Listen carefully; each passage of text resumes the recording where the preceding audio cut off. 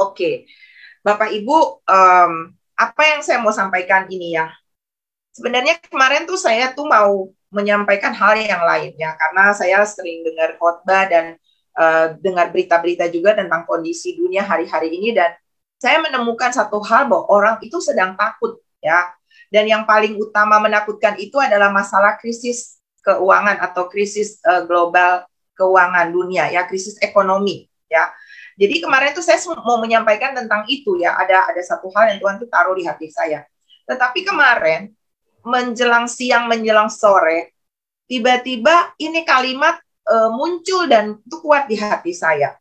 Dan saya tahu satu hal bahwa hari-hari ini kondisi dunia membuat banyak orang itu sedang takut, dan saya tahu ujung ketakutan selain dari krisis, sakit penyakit, pasti ujungnya adalah takut mati, ya enggak? Tapi sebagai orang percaya, maut itu bukan sesuatu yang merupakan akhir dari segalanya. Bahkan Alkitab berkata maut telah ditelan di dalam kemenangan Kristus. Haleluya. Sebab itu saya mau mempersiapkan Bapak Ibu, kita nggak bisa lari dari masalah yang akan terjadi di depan. Apapun solusi untuk mengatasi krisis di masa depan yang akan terjadi, akan ada meterai-meterai yang dibuka, akan ada anggur-anggur murka Allah yang dalam Wahyu dikatakan. Itu nggak bisa ditengking, itu nggak bisa dihindari, itu akan terjadi.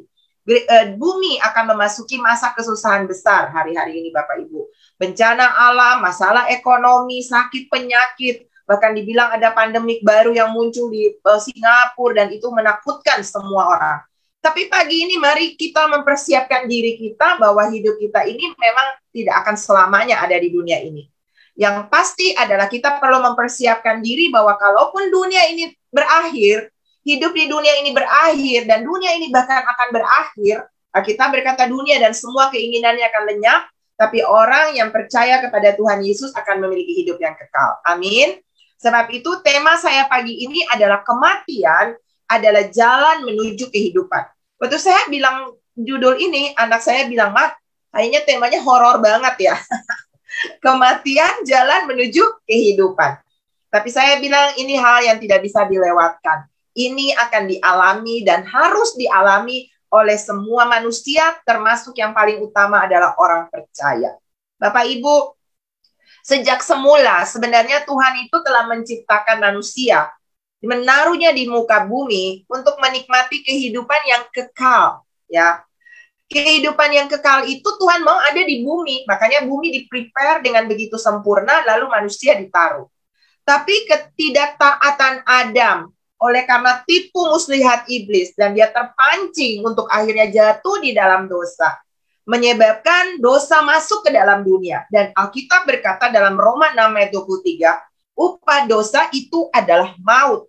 Tetapi karunia Allah, jadi walaupun upah dosa itu maut, tetapi artinya meniadakan maut yang menjadi upah dosa, yaitu apa? Hidup kekal yang merupakan anugerah atau pemberian dari Tuhan Yesus. Dan semua orang yang lahir dari Adam, ya, termasuk kita Bapak Ibu, saya yakin kita semua lahir dari Adam, bukan? Itu dikatakan bahwa kita harus mati akibat daripada dosa ini. Roma 6 ayat 23 tadi.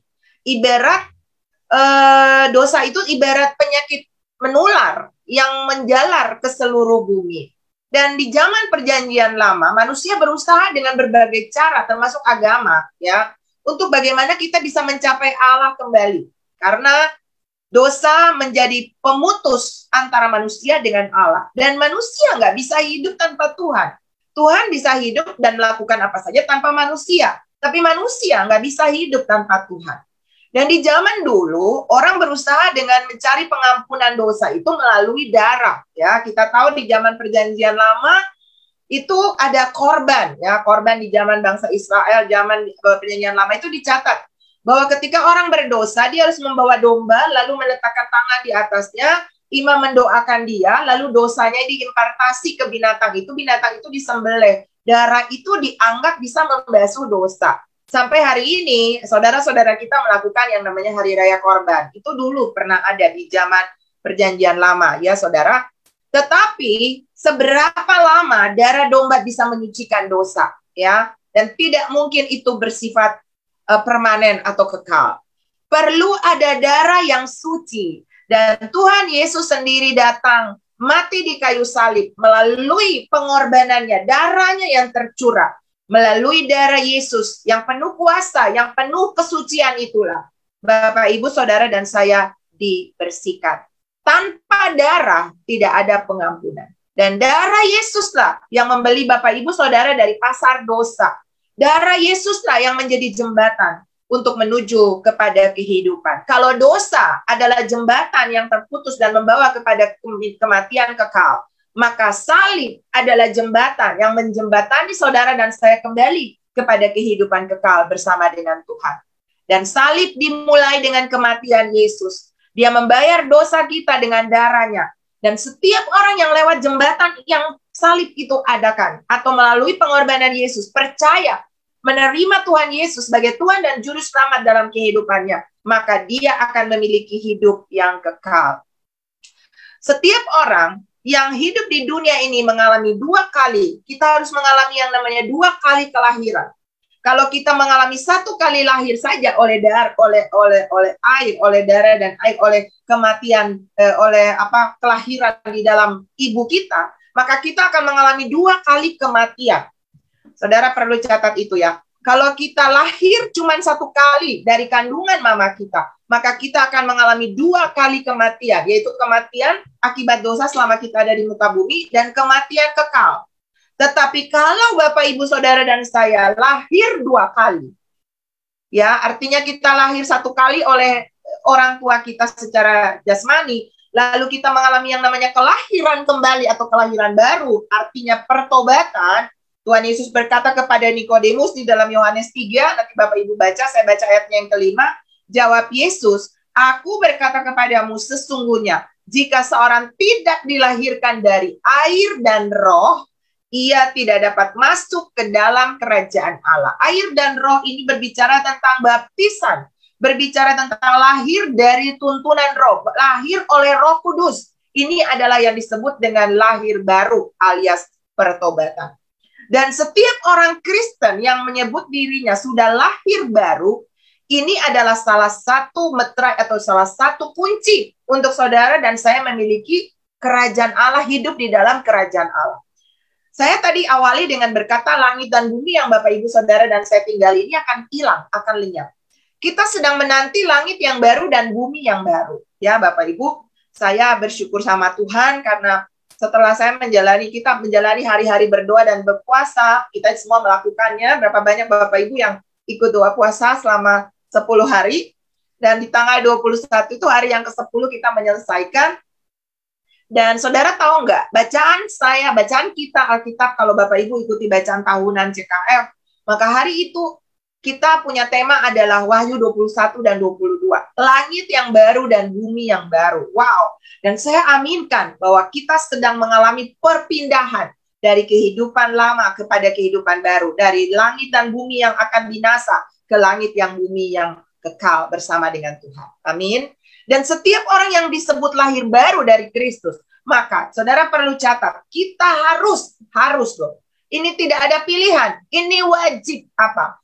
Kita harus mengalami dua hal. Yang pertama, mati terhadap Kristus, dan yang kedua, mati terhadap dosa yang pertama, dan yang kedua, hidup bagi Kristus. Ini dua hal yang wajib Bapak, Ibu, dan saya harus alami. Yang pertama apa? Mati terhadap dosa. Makanya tadi saya punya judul tema adalah kematian adalah jalan menuju kepada kehidupan. Sebelum kita mengalami kehidupan, dan kehidupan yang dimaksudkan adalah kehidupan sekarang dan kekal, maka kita harus mengalami yang namanya kematian. Kematian seperti apa? Mari kita lihat di dalam Roma 6 ayat 1 sampai ayatnya yang ke-14. Saya baca kepada Bapak Ibu. Jika demikian, apakah yang hendak kita katakan? Judul daripada perikop ini adalah mati dan bangkit dengan Kristus. Berapa banyak Bapak Ibu yang percaya Yesus ada di dalamnya? Haleluya. Maka kita akan mengalami kematian bersama dengan Yesus di dalam dosa. Kita lihat. Jika demikian, apakah yang hendak kita katakan? Ayat 1. Bolehkah kita bertekun dalam dosa supaya semakin bertambah kasih karunia itu? Sekali-kali tidak. Boleh bantu multimedia Roma 6 ayat yang kedua sekarang ya. Sekali-kali tidak. Bukankah kita telah mati bagi dosa? Bagaimanakah kita masih dapat hidup di dalamnya? Atau tidak tahukah kamu bahwa kita semua yang telah dibaptis dalam Kristus, telah dibaptis dalam kematiannya? Dengan demikian, kita telah dikuburkan bersama-sama dengan Dia oleh baptisan dalam kematian, supaya sama seperti Kristus telah dibangkitkan dari antara orang mati oleh kemuliaan Bapa, demikian juga kita akan hidup dalam hidup yang baru. Karena kita tahu bahwa manusia lama kita telah turut disalibkan, supaya tubuh dosa kita hilang kuasanya, agar jangan kita menghambakan diri lagi kepada dosa. Sebab siapa yang telah mati, ia telah bebas dari dosa. Jadi jika kita telah mati dengan Kristus, kita percaya bahwa kita akan hidup juga dengan Dia. Karena kita tahu bahwa Kristus sesudah Ia bangkit dari antara orang mati, tidak mati lagi, maut tidak berkuasa lagi atas Dia. Alkitab mencatat tentang tokoh-tokoh yang mati dan bangkit. Siapa? Salah satunya Lazarus. Tapi Lazarus adalah orang yang mati dan bangkit, tapi dia mati lagi. Tetapi dikatakan di dalam ayatnya yang ke-9 di sana, karena kita tahu Kristus sesudah Ia bangkit dari antara orang mati, tidak mati lagi. Jadi kebangkitan Kristus itu permanen untuk selama-lamanya. Dan ini sebuah kabar baik bagi Bapak Ibu. Kalau Bapak, Ibu, Saudara, dan saya mati bersama dengan Kristus di dalam kematiannya, yang kita simbolkan melalui baptisan, pagi ini juga saya mau mengajar Bapak Ibu sekalian tentang baptisan, supaya Bapak Ibu mengerti bahwa baptisan itu bukan sesuatu yang sebuah simbol atau cuma sebagai suatu ritual agamawi, no. Tapi itu adalah sebuah sakramen yang melambangkan sesuatu yang bersifat kekal dan sebuah legalitas dari surga bagi kita. Dikatakan di sini bahwa Yesus bangkit dan Ia tidak mati lagi. Maut tidak berkuasa lagi atas Dia. So Bapak, Ibu, dan saya yang percaya dan menerima Dia, mati bersama dengan Dia di dalam dosa, lalu kita hidup untuk Dia, maka saudara akan permanen hidup kekal. Wow, katakan amin. Jadi apa yang saya mau bilang? Jangan takut mati. Karena mati di dunia ini cuman sifatnya tuh sementara. Tapi hidup yang kita akan alami itu kekal adanya. Bahkan langit dan bumi Alkitab bilang akan binasa. Saudara nggak akan binasa bersama dengannya. Saudara punya hidup yang kekal. Kita akan pergi ke yang namanya langit yang baru dan bumi yang baru, di mana terdapat kekekalan bersama dengan Tuhan. Ada kebenaran di sana. Amin, Bapak Ibu. Jadi ini yang akan kita alami. Sebab kematiannya, ayat 10, adalah kematian terhadap dosa satu kali dan untuk selamanya. Dan kehidupannya adalah hidup bagi Allah. Wow. Jadi jalan menuju kepada kehidupan kekal gak bisa melewati yang namanya kematian. Dan kematian di sini apa adalah? Kematian terhadap dosa. Dan baptisan yang kita lakukan itu bukan cuma semacam simbol, tapi itu adalah suatu keyakinan iman percaya kita, ketaatan kita kepada Tuhan, bahwa kita telah mati terhadap kehidupan lama kita, lalu kita bangkit dalam sebuah kehidupan yang baru.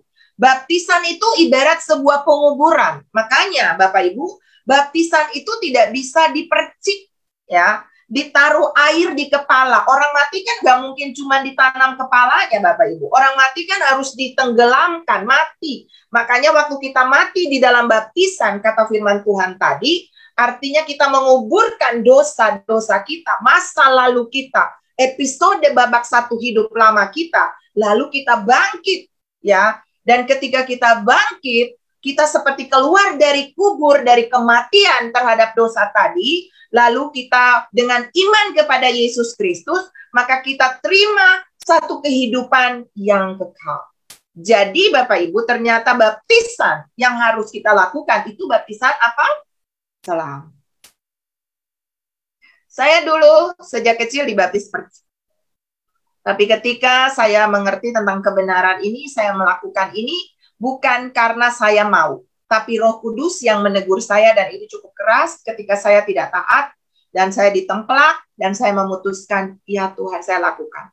Tidak mudah, keluarga saya tidak menyetujuinya, tapi saya berdoa, Tuhan, kalau ini benar, apa yang sedang saya lakukan, dan saya mau taat, maka seluruh keluarga saya pasti akan datang dan mau mengikuti bagian yang Engkau tentukan. Dan terjadi, Bapak Ibu, melalui mimpi, melalui mereka punya pengalaman-pengalaman, masalah dalam hidup, sakit, penyakit, seluruh keluarga saya akhirnya menerima meterai baptisan ini. Karena ternyata ini adalah sebuah sakramen yang menjadi sebuah tanda iman percaya kita kepada Tuhan. Jangan pernah melewatkan baptisan selam, Bapak Ibu. Ya, karena ternyata ini adalah salah satu tanda kita mati bersama dengan Kristus di dalam kematiannya, dan kita akan hidup bersama dengan Dia. Sebab jika kita telah menjadi satu, ayat 5 berkata, dengan apa yang sama dengan kematiannya, kita juga akan menjadi satu dengan apa yang sama dengan kebangkitannya. Saudara mau mengalami kebangkitan? Amin. Kalau mau mengalami kebangkitan, tidak bisa melewatkan yang namanya kematian. Nah, apa penjelasan tentang mati bagi dosa? Kemenangan yang kita alami itu kemenangan atas dosa, ya. Tetapi pertanyaannya begini, Bapak Ibu, mengapa sih masih sering kali orang Kristen bahkan yang sudah baptis, ya, bahkan sudah dipenuhi Roh Kudus, bahkan sudah melayani, tapi mereka masih jatuh di dalam dosa, ya. Padahal dibilang kita sudah merdeka. Mengapa kita belum mengalami kematian atas dosa? Padahal kita sudah mati dan bangkit bersama dengan Kristus. Kita harusnya mengalami kemenangan setiap hari, benar enggak? Dan saudara, bagaimana untuk supaya kita bisa mengalami kemenangan demi kemenangan atas dosa? Ini yang Bapak Ibu perlu tahu, perlu sadar. Yang pertama adalah kita mesti memandang kepada diri kita, menyadari terhadap bahwa hidup kita ini bukan lagi hidup di dalam dosa, tapi kita sudah mati terhadap dosa.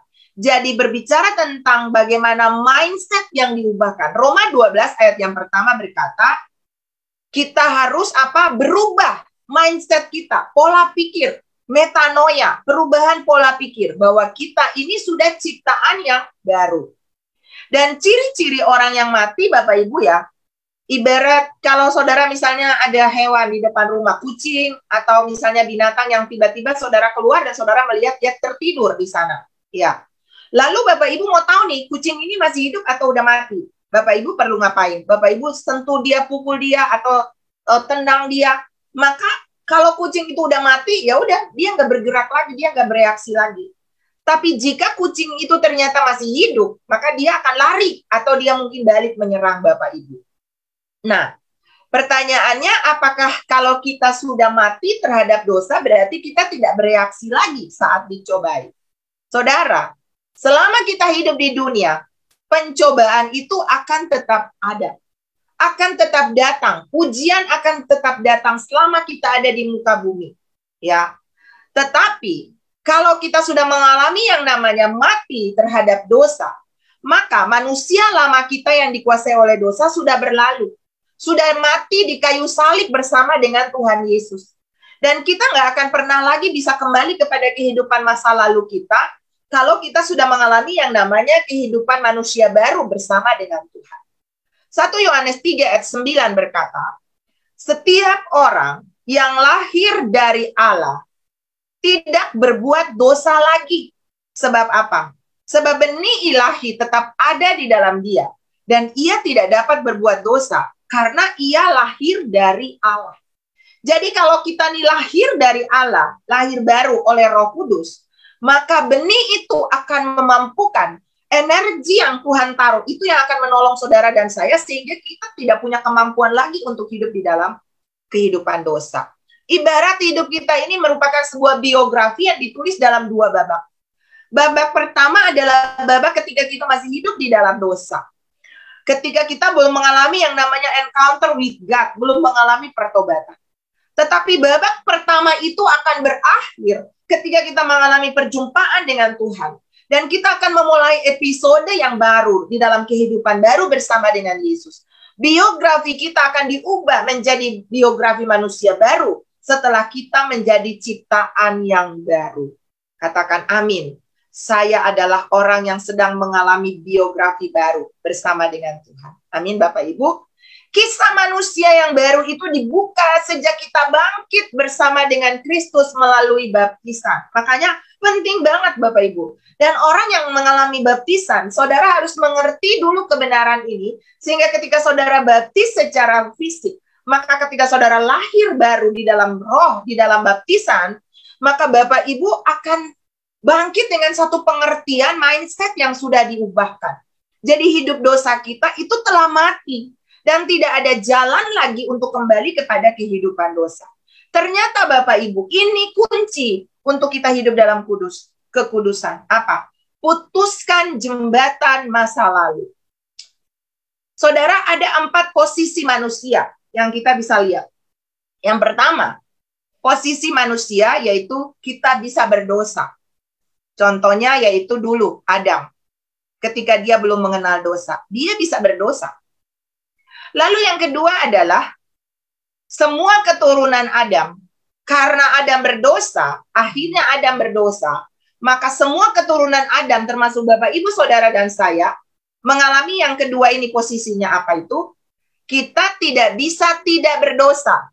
Kenapa? Alkitab berkata, di dalam kandungan kita, kesalahan kita dikandung ibu kita, dan di dalam dosa kita dilahirkan. Jadi ketika kita lahir dari ibu kita udah punya yang namanya tabiat dosa. Sudah ada tabiat dosa. Jadi apa yang terjadi dengan orang yang lahir dari semua keturunan Adam? Tidak bisa tidak berdosa. Itu adalah manusia berdosa. Jadi kita tidak mungkin tidak berdosa. Ya namanya lahir dari keturunan Adam pasti bisa berdosa. Ya, itu yang kedua. Tapi yang ketiga, kalau saudara sudah mengalami yang namanya mati bersama dengan Kristus dalam baptisan di dalam dosa, maka saudara akan mengalami hal yang ketiga. Saudara bisa tidak berdosa. Catat ini. Saudara bisa tidak berdosa. Yang pertama bisa berdosa itu Adam. Yang kedua, tidak bisa tidak berdosa. Artinya ya pasti bisa berdosa. Itu manusia yang belum lahir baru. Tapi kalau saudara sudah lahir baru, harusnya bagian ketiga ini jadi milik kita. Apa itu? Bisa tidak berdosa. Jadi kalau saudara misalnya kita salah lalu kita bilang, ya saya manusia, bisalah. Mana mungkinlah saya tidak berdosa. Itu keliru. Karena kalau Yesus sudah ada di dalam saudara, maka saudara bisa tidak berdosa. Nanti saya akan jelaskan. Ikuti ya saudara, ikuti pelan-pelan ya. Ini sebuah pelajaran untuk bagaimana kita melawan kedagingan. Tuhan sedang mengajarkan ini kepada saya mau. Dan Tuhan ajarkan ini hari-hari ini. Saya hari-hari ini bahkan sampai bilang keinginan terbesar adalah saya kepengen sih bagaimana bisa menjalani hidup yang waras selalu bahwa Tuhan itu selalu tersenyum. Dan ternyata itu adalah mengeluarkan bagian-bagian yang buruk dari kehidupan kita. Bisa nggak dengan kekuatan kita? Nggak bisa. Tidak bisa. Tabiat kita masih bisa marah, masih bisa tersinggung, masih bisa emosi, masih bisa berpikir negatif dan sebagainya. Tapi kita bisa tidak berdosa karena Yesus Sang yang suci ada di dalam kita. Dan Roh Kudus akan memampukan kita. Mari kita belajar sama-sama. Dan yang keempat posisi adalah kita tidak bisa lagi berdosa. Kapan itu terjadi? Nanti waktu Tuhan Yesus datang menjemput kita. Dan kita diubahkan dengan tubuh kemuliaan. Kita hidup di langit yang baru dan bumi yang baru. Dikatakan di dalam Alkitab, di sana terdapat kebenaran. Tidak akan ada di sana kenajisan. Tidak ada di sana dusta. Tidak ada di sana hal-hal yang tidak berkenan kepada Tuhan. Hanya ada kebenaran. Mari Bapak Ibu, kita berlatih. Berlatih. Dengan kekuatan kita nggak mungkin. Jadi Bapak Ibu, 4 posisi ini, posisi 1 dan posisi 4, ini tidak mungkin terjadi, ya. Posisi apalagi posisi 4, ini belum tentu bisa terjadi karena kita masih ada di dalam dunia. Tapi saudara bisa mengalami 2 posisi. Yang kedua dan yang ketiga, saudara tidak bisa tidak berdosa. Artinya saudara terus berkanjang bahwa ya saya manusia, saya masih bisa lah berdosa. Atau yang ketiga, saudara menyadarkan diri sendiri bahwa saya bisa tidak berdosa. Mari katakan kepada diri sendiri, tulis di kolom komentar, saya bisa tidak berdosa. Bisa. Katakan kepada dirimu, bisa. Saya bisa tidak berdosa. Ulang sampai itu masuk ke jiwamu dan katakan, saya bisa tidak berdosa. Saya bisa hidup kudus. Saya bisa menyenangkan Tuhan. Bisa, dan bisa. Dengan kekuatan kita sendiri, kita nggak bisa.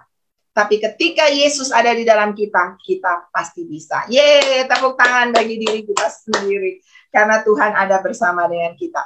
Lalu kita bisa bilang begini, adapun hidupku ini bukannya aku lagi, melainkan Kristus yang hidup di dalam aku. Adapun hidupku ini bukannya aku lagi, melainkan Kristus yang hidup di dalam aku. Tetapi hidup yang sekarang aku hidup di dalam tubuh ini. Aku hidup di dalam iman kepada Anak Allah yang mengasihi aku dan yang menyerahkan dirinya karena aku. Ketika saudara berkata bahwa saya bisa tidak berdosa, saudara sedang mengagungkan darah Yesus yang menyucikan kita. Amin. Kita sedang bilang, darahmu cukup untuk saya Tuhan. Engkau mampu tolong saya Tuhan, sehingga saya bisa hidup tidak berdosa. Hari ini nggak boleh lagi ada alasan ngeles ya saya masih manusia. No, karena kita ciptaan yang baru. Amin. Kita nggak bisa hidup kudus dengan kekuatan kita. Tapi rahasia untuk kita bisa hidup kudus adalah kita sadar, tahu diri, bahwa saudara nggak bisa lagi kembali ke hidup lamamu. Itu bukan tempat kita. Katakan itu bukan tempat saya. Saudara dan saya akan hidup di dalam kebenaran. Bagaimana caranya?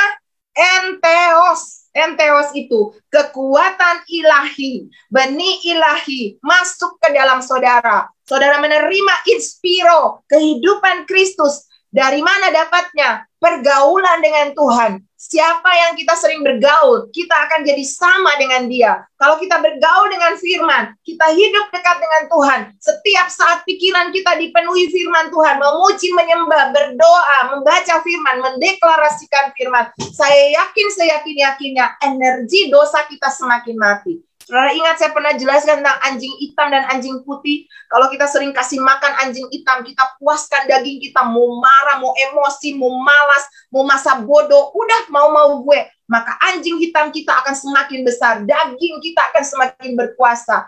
Lalu satu saat dia akan mematikan anjing putih. Apa itu? Roh kita. Kita semakin kerdil, kita semakin gak mampu melawan dosa. Akhirnya kita jatuh dalam dosa berkali-kali. Kenapa? Karena roh kita semakin kerdil. Tapi kalau kita sering kasih roh kita kasih firman, kita berdoa, kita mendengarkan puji-pujian, kita isi dengan hal-hal yang membangun firman, membangun roh kita, maka daging kita semakin mati.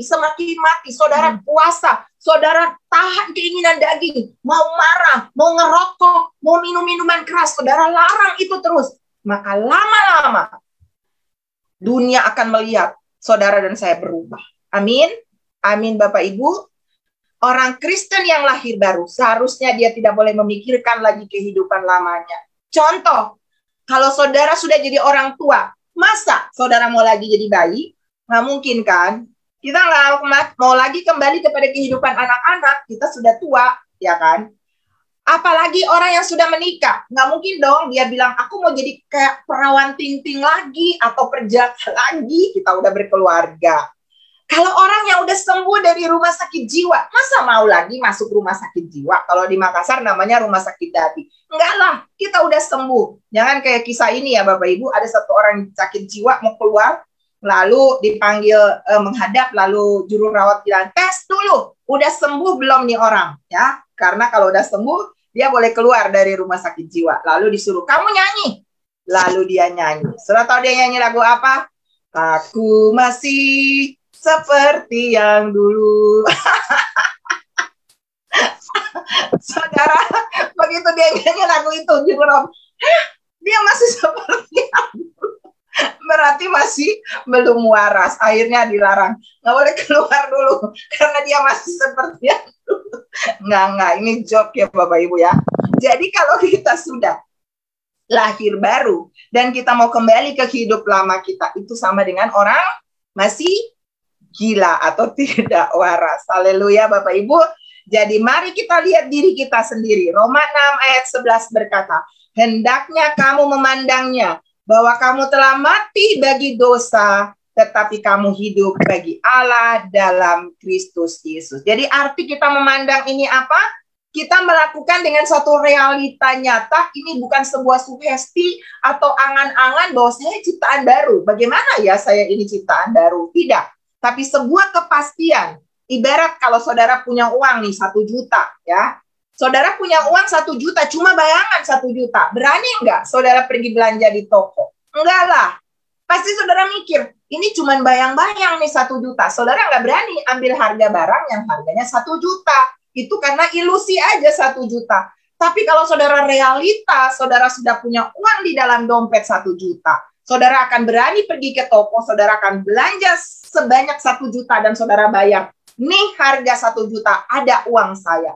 Sama, saudara nggak akan bisa hidup di dalam realita bahwa saudara adalah orang yang lahir baru. Saudara, kalau saudara belum menyadari bahwa faktanya ini bukan sugesti atau harap-harap cemas, tapi ini sebuah fakta bahwa saudara telah mati bersama dengan Kristus. Kita telah dikuburkan bersama dengan Dia oleh baptisan. Kita telah menjadi satu dengan kematiannya, berarti semua kita telah menjadi kehidupan kekal. Ini fakta bahwa kita hidup bersama dengan Tuhan Yesus. Amin.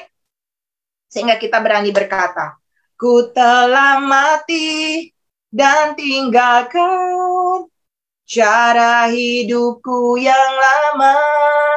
Semuanya sia-sia dan tak berarti lagi.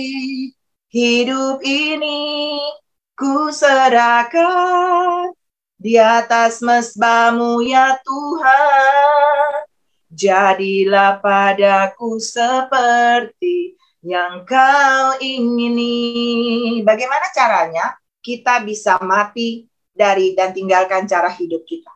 Bebas dari dosa adalah dengan menjadikan bukan lagi daging menjadi penguasa, tetapi roh yang dipimpin oleh Roh Kudus yang akan berkuasa. Amin Bapak Ibu.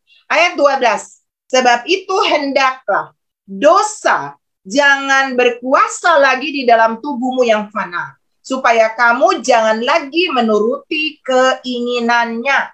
Dan janganlah kamu menyerahkan anggota-anggota tubuhmu kepada dosa untuk dipakai sebagai senjata kelaliman.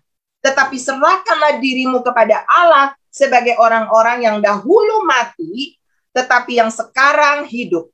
Dan serahkanlah anggota-anggota tubuhmu kepada Allah untuk menjadi apa? Senjata-senjata kebenaran. Sebab kamu tidak akan dikuasai lagi oleh dosa, karena kamu tidak berada di bawah hukum Taurat, tetapi di bawah kasih karunia. Jadi Bapak Ibu, ternyata jalan untuk hidup dalam kekristenan mengikut Yesus itu bukan jalan negatif yang saudara hanya tidak melakukan pelanggaran-pelanggaran saja, tetapi saudara harus putuskan hidup baru, dan hidup baru itu adalah hidup untuk Tuhan. Amin. Dan itu dimulai ketika kita menerima Tuhan Yesus sebagai Tuhan dan Juru Selamat dalam kehidupan kita. Hidup kita berubah. Yang lama sudah berlalu dan sekarang yang baru sudah datang. Saat kita lahir baru, Tuhan tahu hati kita berubah. Tapi dunia perlu melihat hidup kita berubah. Hati berubah, Tuhan yang tahu, saudara yang tahu. Tapi hidup berubah, dunia harus lihat. Itu yang disebut apa? Berbuah. Yang tadinya pemarah, ya. Ada satu kisah Bapak Ibu ya. Ada satu ibu yang mau dibaptis, tapi dia nggak ngerti tentang baptisan itu seperti apa. Yang dia tahu adalah pokoknya dia lahir baru itu dia nggak boleh lagi hidup lama. Hidup lama dia udah berlalu. Lalu apa yang waktu ditanya, apakah ibu yakin ibu sudah bertobat? Dia bilang, ya. Bagaimana caranya? Ibu tahu bahwa ibu sudah bertobat. Lalu dia bilang, dulu dia itu adalah seorang asisten rumah tangga. Kalau dia bersihkan, ada karpet yang tebal, itu dia malas untuk bersihkan bagian bawahnya. Jadi dia cuma biasanya dia simpen debu di bawahnya, dia cuma sapu di pinggir-pinggirnya, dia nggak bersihkan bagian bawah. Tapi ketika dia mengerti bahwa harus rajin, harus jujur, harus lakukan seperti untuk Tuhan, lalu dia bilang, saya mau berubah. Saya mau menjadi lebih bersih, saya mau menjadi lebih maksimal dalam semua kerjaan saya. Lalu apa yang dia lakukan? Dia mulai sapu, dia angkat karpetnya, dia sapu bagian bawahnya, dia bersihkan. Hal yang sepele mungkin ya, tapi itulah perubahan. Dunia harus melihat saudara berubah. Amin. Dunia harus melihat bahwa kekristenan kita sudah diubahkan. Dalam kekristenan, kematian selalu diikuti oleh kebangkitan. Sehingga hidup Kristen adalah hidup yang baru, yang penuh sukacita, hidup berkelimpahan, hidup berkemenangan atas dosa, hidup yang dibangkitkan bersama dengan Kristus. Sekarang ini adalah sebuah kehidupan yang kita hidupi bagi Allah. Kalau kita sudah mati bagi dosa, berarti sekarang ini kita hidup bagi Allah.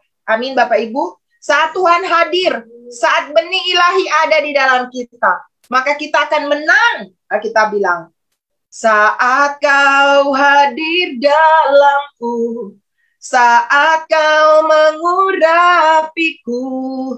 Bukan supaya gagah-gagahan pengurapan itu di dalam kita bisa melakukan hanya tanda-tanda heran dan sebagainya. Bukan. Tanda heran terbesar yang harus terjadi dalam hidup kita adalah apa? Berubah. Dari hidup lama yang tadinya malas, dari hidup yang masa bodoh, dari yang kerjanya asal-asalan, dari tidak taat, dari tidak setia, berubah menjadi orang yang hidup sungguh-sungguh dengan Tuhan. Itulah hidup yang diubahkan. Amin. Kita sedang berjuang melawan dosa, dan kita harus hidup bagi Allah. Kekudusan hidup akan memiliki dua sisi, yaitu mengingat bahwa manusia lama kita sudah mati terhadap dosa, dan sekarang kita hidup bagi Allah. Tadi saya sedang jelaskan tentang sisi pertama dari orang yang lahir baru, yaitu mati bagi dosa. Dan sisi kedua yang tidak boleh terlepas seperti dua mata uang yang menjadi satu kesatuan nilai yang utuh dari seorang anak Tuhan adalah hidup bagi Allah. Hidup bagi Allah ini seperti apa? Hidup bagi Allah, apakah kita langsung bilang saya Kristen, KTP-ku Kristen? Bukan, saudara. Hidup bagi Allah artinya saya menyerahkan hidup saya, termasuk seluruh anggota-anggota tubuhku, seluruh pikiranku, kemauanku, kehendakku, dan seluruh masa depanku. Kita tidak lagi menyerahkannya untuk dipakai sebagai senjata kelaliman. Alkitab berkata dalam ayat 13 tadi, di dalam Roma tadi, dan janganlah kamu menyerahkan anggota-anggota tubuhmu kepada dosa untuk dipakai sebagai senjata kelaliman, tetapi serahkanlah dirimu kepada Allah sebagai orang-orang yang dahulu mati, tetapi yang sekarang hidup. Dan serahkanlah anggota-anggota tubuhmu kepada Allah untuk menjadi senjata-senjata kebenaran. Roma 6 ayat 13 berkata, ketika kita menyerahkan anggota-anggota tubuh kita kepada Allah untuk dipakai sebagai senjata kebenaran, dengar ini Bapak Ibu, proses pengudusan mulai berlangsung. Seluruh tubuh kita mulai waras, sadar, terjaga setiap saat bahwa aku bukan milikku lagi, tapi ini aku punya Tuhan. Apa yang harus kita jaga? Seluruh yang ada di tubuh kita. Ya, yang pertama, saya mulai dari apa? Pikiran yang kita serahkan kepada Tuhan. Kekalahan dan kemenangan atas dosa dimulai dari pikiran. Roma 12 ayat 1. Kalau Bapak Ibu nanti baca. Hendaklah kamu mempersembahkan hidupmu sebagai persembahan yang hidup, kudus dan berkenan kepada Allah. Itu adalah ibadahmu yang sejati. Ibadah yang sejati bukan kita nyanyi lagu Amazing Grace, atau kita nyanyi suka-sukamu Tuhan, Tuhanku mau menyenangkanmu. Tapi kita masih bohong, kita masih melakukan hal-hal yang tidak berkenan kepada Tuhan, kita masih asal-asalan melayani. Itu namanya kita sedang nato, no action, talk only ke Tuhan. Dan itu bukan yang namanya mempersembahkan hidup untuk Tuhan. Tapi kalau kita bilang kita mempersembahkan hidup kepada Tuhan, Roma 12, maka kita harus mempersembahkan sebagai penyembah yang hidup, kudus, dan berkenan kepada Allah. Kalau saudara baca nanti dalam Roma 6 ayat 12-14, kejatuhan ke dalam dosa itu diawali dari pikiran. Jika pikiran kita ini hanya memikirkan hal-hal yang sia-sia, maka ini akan mempengaruhi tindakan kita. Apa yang kita sedang pikirkan? Hal-hal yang jahatkah atau hal-hal yang benar? Jangan kreatif dalam berpikir hal-hal yang jahat. Jangan kreatif untuk merancangkan hal-hal yang buruk. Semua kejahatan-kejahatan besar yang ada di dunia ini berawal dari pikiran. Tapi semua hal-hal besar, sejarah-sejarah besar yang lahir, kreativitas besar yang lahir di dunia, semuanya berawal dari pikiran. Sebab itu, mulailah kreatif memikirkan hal-hal yang baik dan bukan hal-hal yang jahat. Amin. Kreatiflah untuk memikirkan hal-hal yang baik. Memikirkan tentang kebenaran, maka akan mempengaruhi seluruh perilaku kita. Kita berkata, serahkanlah pikiran kita kepada Tuhan. Hari lepas hari, dengan apa? Dengan kebenaran firman Tuhan. Rajinlah membaca firman. Rajinlah memikirkan firman. Memperkatakan firman. Saya kasih tahu buat saudara, seluruh sel-sel yang ada di pikiranmu mulai berubah. Dan yang akan saudara pikirkan adalah Filipi 4 ayat 8. Pikirkanlah hal-hal yang manis, yang mulia, yang suci, yang sedap didengar, yang disebut kebajikan, yang patut dipuji. Pikirkanlah semuanya itu. Bukan pikiran najis, pikiran malas, pikiran bodoh, pikiran masa bodoh, pikiran pemberontakan, pikiran ketidaksetiaan. Lemparkan itu jauh-jauh dengan mengisi pikiran Bapak, Ibu, Saudara, dan saya dengan firman Tuhan. Amin. Ketika saudara melakukan ini, saudara akan tersendiri akan kaget. Kok saya bisa berubah ya? Saya bisa berubah. Tuhan bisa memakai banyak cara untuk merubah kita, termasuk masalah, saudara. Ya. Kedua, kalau kita mempersembahkan tubuh kepada Tuhan, maka yang kita persembahkan itu seluruh anggota tubuh, termasuk apa? Mata dan telinga. Pengaruh mata dan pendengaran, karena ini adalah pintu, ya. Saudara melihat dengan mata, saudara mendengar dengan telinga. Itu input yang akan masuk ke dalam tubuh kita, ke dalam pikiran kita. Dan jika matamu, Alkitab berkata, jika matamu terang, maka teranglah seluruh tubuhmu. Tapi jika matamu gelap, maka gelaplah seluruh tubuhmu. Saudara-saudara harus pakai mata untuk melihat hal-hal yang membangun. Membaca firman Tuhan. Jangan lihat film-film yang tidak bagus. Jangan melihat tontonan-tontonan yang akan mempengaruhi jiwa kita. Dia menguras energi. Hari-hari ini, saudara juga perlu mengisi telingamu dengan input-input yang jangan membuat saudara.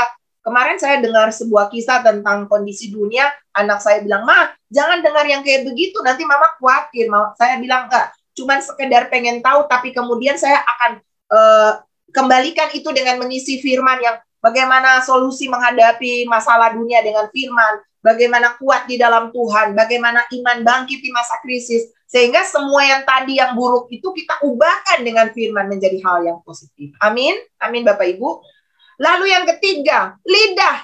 Kalau dipersembahkan kepada Tuhan, lidah memegang peranan penting dalam tubuh. Yakobus 3 ayat 5 ayat 6 berkata, jika lidah kita tidak diserahkan kepada Tuhan, maka lidah kita ini jadi sangat berbahaya. Lebih liar dari binatang buas, saudara. Ya, dengan lidah kita bisa memuji Tuhan. Tapi dengan lidah kita bisa mengatakan kata-kata kotor. Ada kebun binatang, ada caci maki, ada mengejek, menghina orang lain, mengutuk, membuli orang lain. Kalau kita tidak menyerahkan lidah kita kepada Tuhan, maka lidah kita akan jadi alat untuk memperlebar api neraka. Tapi kalau lidah kita mengasahnya seperti seorang murid Kristus, maka dari lidah ini akan keluar perkataan-perkataan nasihat, firman Tuhan, support yang membangun orang lain dan memperluas kerajaan Allah. Apalagi saudara, tangan dan kaki. Tangan dan kaki ini menentukan kemana kita akan pergi. Apa yang tanganmu lakukan setiap hari? Apakah yang kita lakukan ini adalah hal-hal yang tidak benar? Atau hal-hal yang menolong orang lain? Lebih banyak diulurkan untuk menolong orang? Atau lebih banyak menjahati orang? Kaki kita pergi ke tempat-tempat yang baik? Atau ke tempat-tempat yang buruk? Kita yang tahu. Ya saudara, dan Tuhan juga tahu. Saudara, kalau kita menggunakan tubuh kita ibarat pisau, ya, di tangan mama-mama di dapur, itu dipakai untuk memasak makanan yang enak, merajang bawang, memotong sayur, dan kemudian jadi lauk yang enak, capcay, ayam goreng, ya. Pasti mama-mama udah pengen masak dan papa-papa udah pengen makan, ya. Di tangan seorang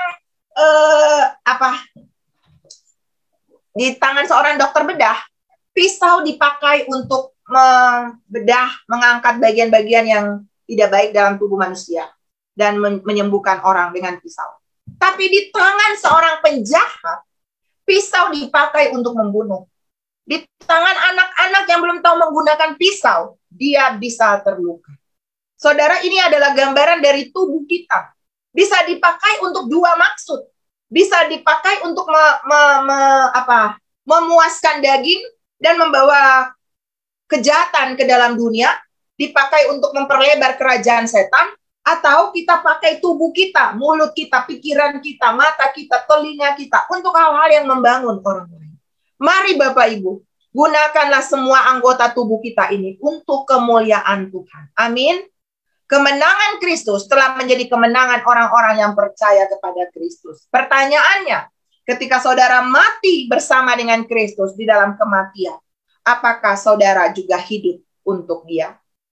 Pagi ini saudara, mari Alkitab berkata di dalam Matius 6 ayat 24-26 berkata, setiap orang yang mau mengikut aku, ia harus menyangkal dirinya, memikul salibnya dan mengikut aku. Karena barang siapa mau menyelamatkan nyawanya, ia akan kehilangan nyawanya. Tetapi barang siapa kehilangan nyawanya karena aku, ia akan memperolehnya. Apa gunanya seorang memperoleh seluruh dunia, tapi ia kehilangan nyawanya? Saudara, mari mulai belajar hari lepas hari untuk mematikan semua hal-hal dosa kedagingan.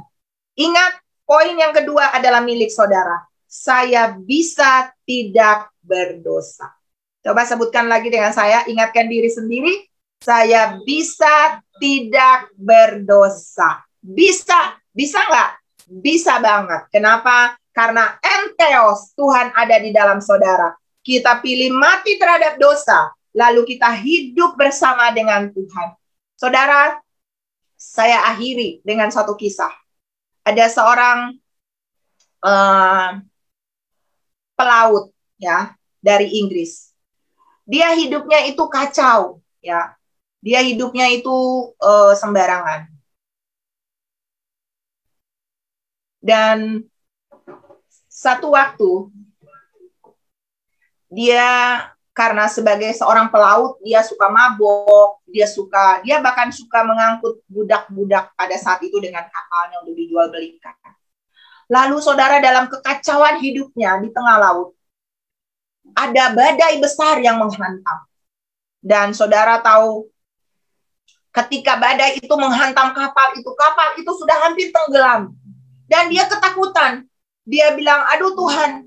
Tiba-tiba dia ingat dengan Tuhan. Puji Tuhan ya, ada kesadaran bahwa dia butuh Tuhan. Lalu dia bilang, Tuhan, aku minta kesempatan. Saya tidak mau mati sekarang. Kalau saya mati sekarang, saya baru lahir satu kali, berarti saya akan mati dua kali.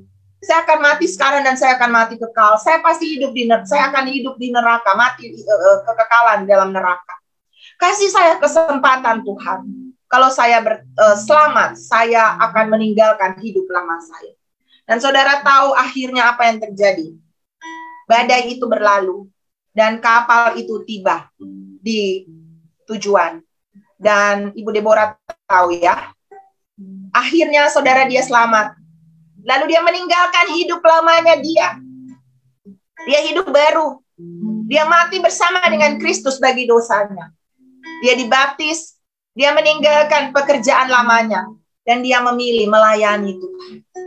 Dia bilang, seumur hidup saya akan pakai untuk melayani Tuhan. Dan salah satu lagu yang dia tulis, dia menjadi hamba Tuhan. Dia melayani Tuhan di sisa hidupnya. Saudara nggak harus tunggukan sampai badai dulu, baru kasih hidup ke Tuhan. Kalau masih sehat, masih punya energi, masih muda, kasih ke Tuhan. Jangan kasih ke yang lain lebih daripada ke Tuhan, apalagi ke dunia, ke setan. Kasih ke Tuhan. Dan siapakah dia? Yang tadi ditulis John Newton. Siapa John Newton? Kalau saudara pernah mendengar lagu ini lagu yang dia tulis. Amazing grace, how sweet the sound that saved a wretch like me. I once was lost, but now I'm found.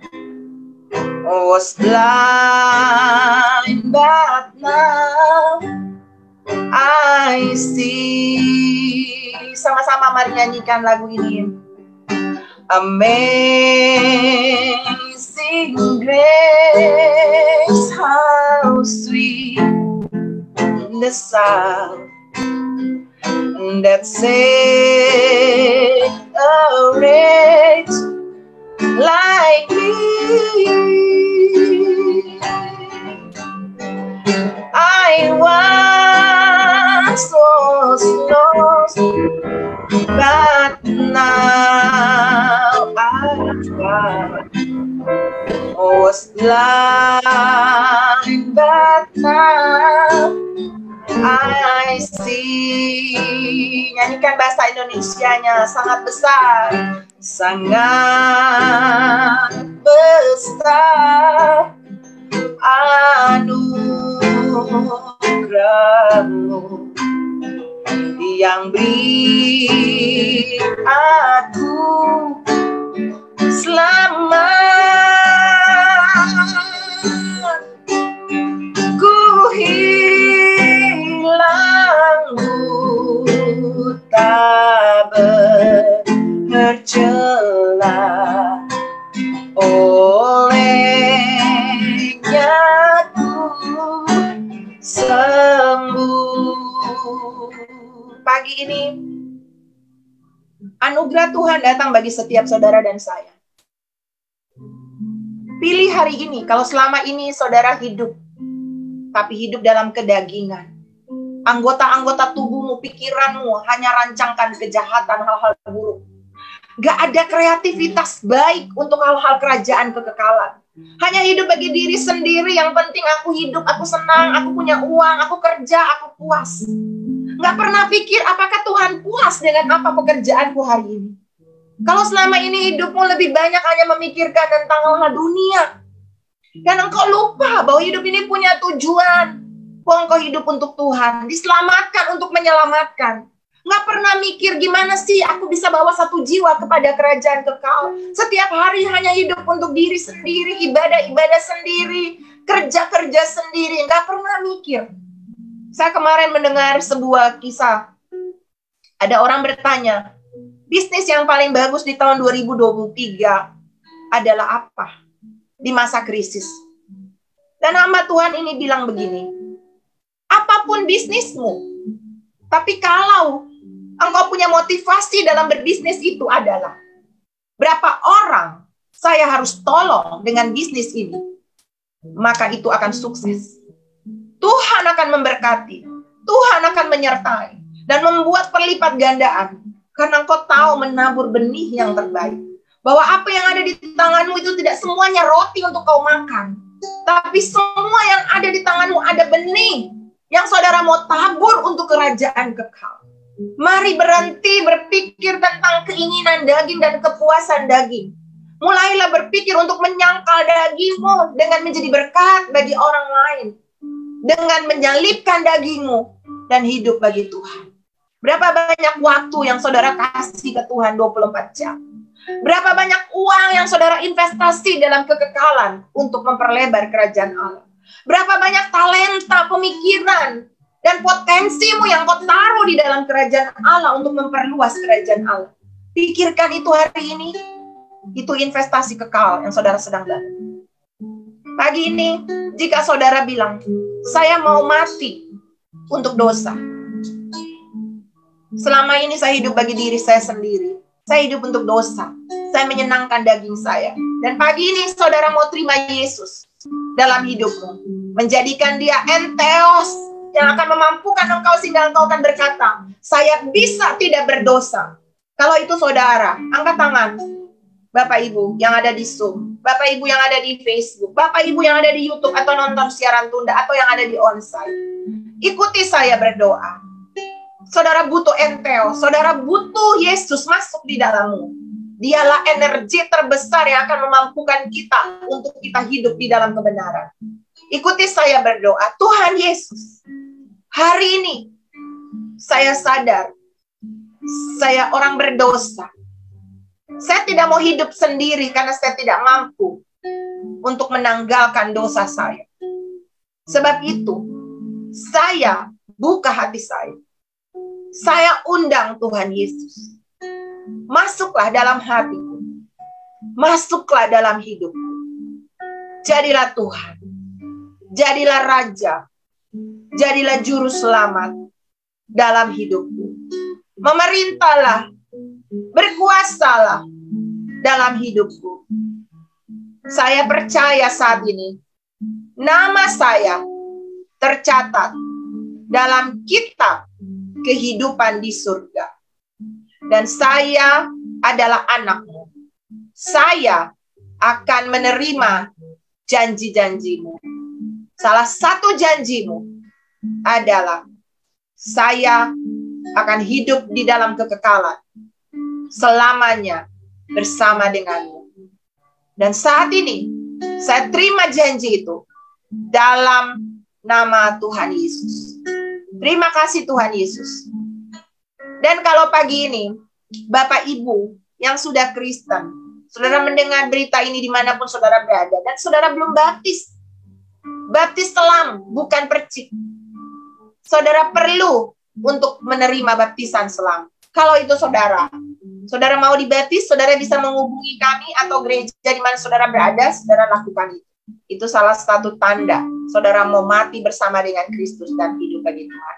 Dan pagi ini kalau saudara yang ketiga, ini panggilan buat saudara. Kalau selama ini saudara nggak pernah melayani Tuhan, nggak pernah kasih waktu untuk Tuhan, atau saudara kasih tapi ya hanya untuk sekedar saudara dapat sesuatu dari yang saudara kerjakan, dan saudara nggak pernah investasi ke dalam kerajaan kekal, menginjil, menjangkau jiwa bagi Tuhan, menolong orang lain. Saudara bilang, saya mau hidup untuk Tuhan. Saya mau pakai waktu, talenta, tenaga untuk kerajaan Tuhan. Dan itu saudara mau angkat tangan bagi Tuhan. Tuhan, Engkau lihat anak-anakmu yang mengangkat tangan. Enggak harus mereka semua jadi pendeta. Tapi dimanapun mereka berada, di rumah, di sekolah, di kantor, itu mimbar buat mereka. Ingatkan anak-anakmu bahwa mereka ada di sana bukan untuk bekerja dapat duit. Tapi mereka ada di suatu tempat adalah mereka perpanjangan tangan Tuhan. Mereka representatif of Christ Kingdom, kerajaan, perwakilan, bahkan mereka keluarga kerajaan Kristus. Dan mereka ada di sana untuk menjadi penyambung lidah Tuhan. Sehingga melalui satu orang yang ada di kantor, di sekolah, dimanapun mereka berada, ada banyak jiwa yang akan diselamatkan. Biarlah kami hidup di sisa ini, bukan lagi untuk kami, tapi untuk Tuhan. Tuhan berkati anak-anakmu, dan jadikan mereka berkat, garam dan terang dunia, dimanapun mereka berada. Kekuatan Tuhan turun bagi mereka, menyanggupkan mereka dan pergi dengan kuasa dari tempat yang maha tinggi, Mujizat dan tanda-tanda heran menyertai mereka dan hidup mereka memuliakan Tuhan. Dalam nama Yesus. Haleluya. Amin. Tuhan Yesus memberkati Bapak Ibu.